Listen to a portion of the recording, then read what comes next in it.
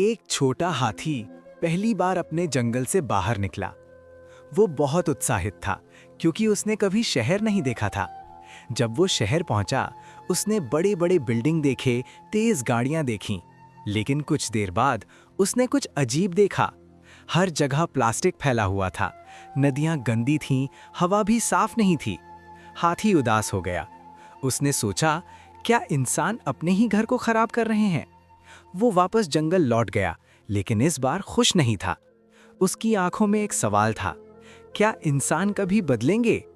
अगर आप भी धरती को बचाना चाहते हो तो इस वीडियो को शेयर करो और चैनल को सब्सक्राइब जरूर करो।